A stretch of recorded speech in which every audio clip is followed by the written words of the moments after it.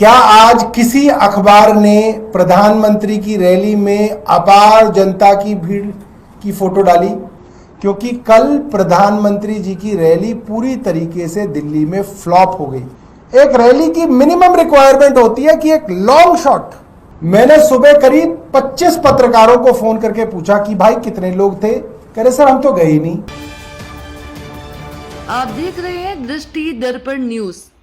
ठीक है, नमस्कार दोस्तों।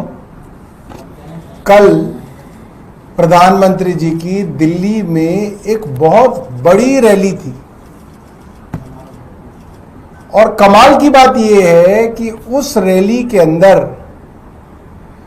कोई टीवी न्यूज चैनल का कैमरा उपलब्ध नहीं था। आप पता कीजिए, एएनआई की फीड है? नहीं है। पीटीआई की फीड है? नहीं है। आईएएनएस की फीड है? नहीं है। आज तक की फीड है?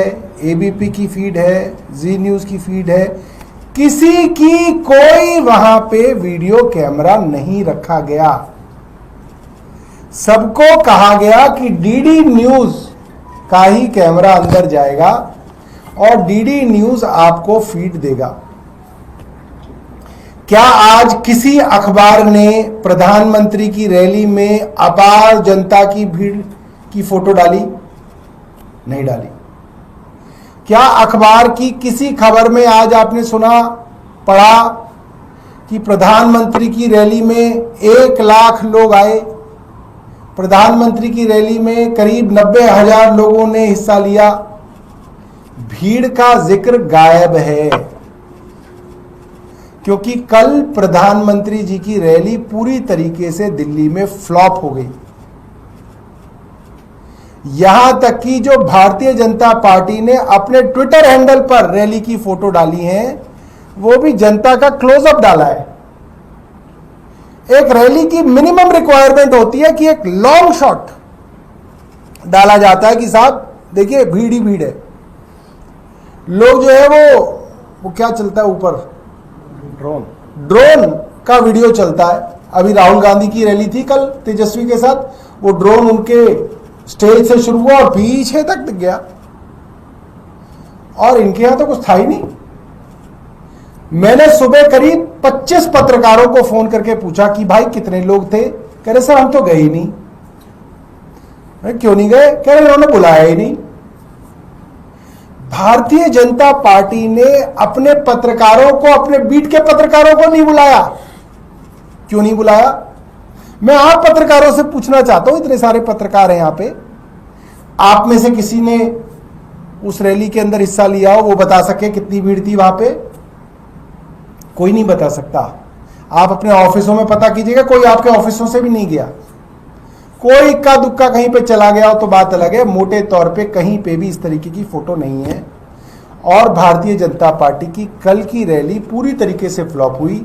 मैं जानना चाहूंगा वीरेंद्र सचदेवा जी से, मेरा एक सीधा सा सवाल है। वीरेंद्र सचदेवा जी बता दें, प्रधानमंत्री जी जहां पे भाषण दे रहे थे, उनका भाषण सुनने वाले उनके सामने कितने लोग थे? वो फिगर दे दें हमें, हम मान लेंगे उनकी। वो बता दें कितने लोग थे। आगे संजीव झा जी और फिर जनरल भाई अपनी बात रखेंगे। जैसा कि अभी सौरभ भाई ने बताया कि प्रधानमंत्री जी की रैली थी और प्रधानमंत्री जी की रैली में भीड़ नदारद थी।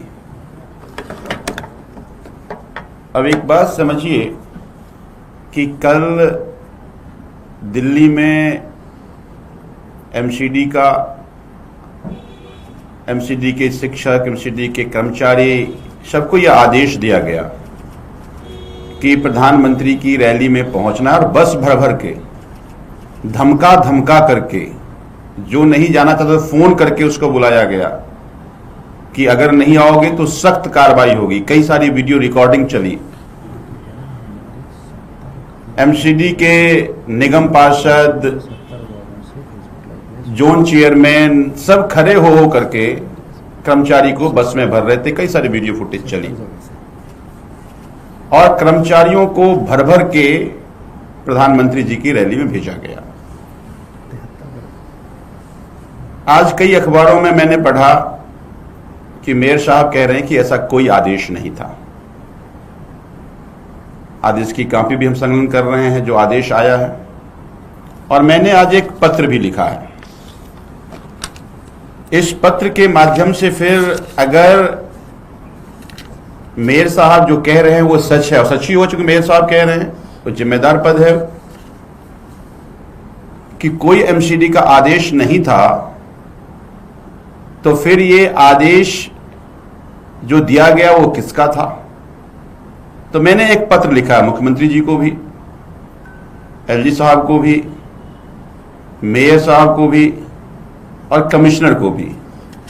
फिर तो एक गंभीर विषय है, छुट्टी के दिन आखिर ऐसा कौन व्यक्ति है और कैसे ये सरकारी आदेश आ जाता है, और जिस आदेश के तहत बहुत सारे लोग जन्माष्टमी के व्रत में थे, उसके एक दिन बाद व्रत था, उस व्रत में थे, बहुत सारी महिलाएं थी, तो आखिर कैसे बुलाया गया, इसकी जांच हो, और जो कोई भी दोषी हो उस पर ठोस कार्रवाई हो।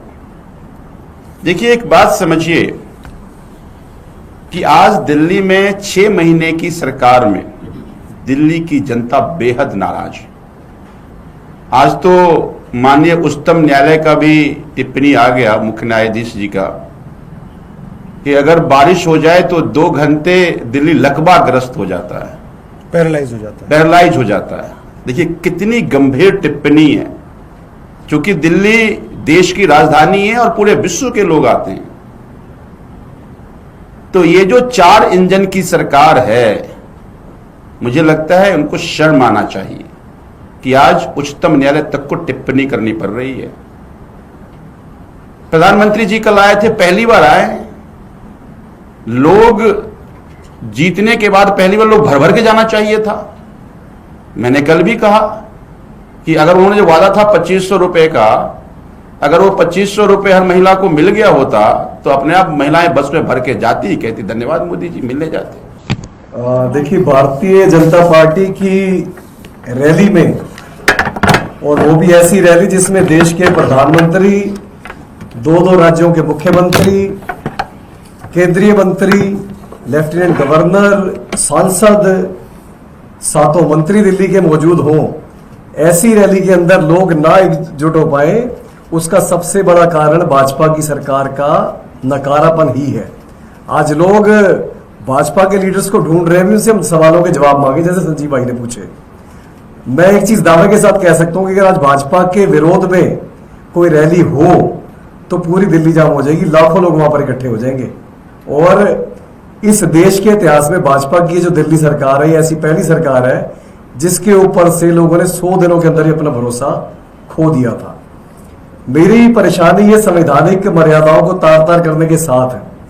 उससे बड़ी परेशानी है कि दिल्ली के अंदर गलियों के, मोहल्लों के बाहर कूड़े के ढेर लगे पड़े, बड़े बड़े कूड़े के ढेर लगे पड़े हैं, उनकी सफाई नहीं हो रही। और आप सफाई कर्मचारियों को कभी तिरंगा यात्रा में, कभी इस तरीके की रैलियों में बुला ले रहे हो, वो बेचारे क्या करें? वो अपना सफाई का काम करें या फिर आपकी रैलियां अटेंड करते फिरें? और रैली भी आप बिना किसी ऑर्डर के बुला रहे हो। तो मुझे पूरा विश्वास है, उम्मीद तो कम ही लग रही है, विश्वास गलत ही बोल दिया मैंने, कि रेखा गुप्ता जी इस पत्र का कोई संज्ञान लेकर उस पर जवाब दे पाए।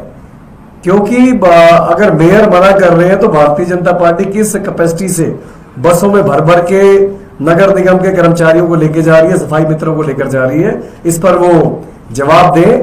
73 जगह से कल अलग अलग वार्डों से हमारे साथियों ने, पार्षदों ने जाकर लाइव टेलीकास्ट किया है। इस चीज से वो मुकर भी नहीं सकते।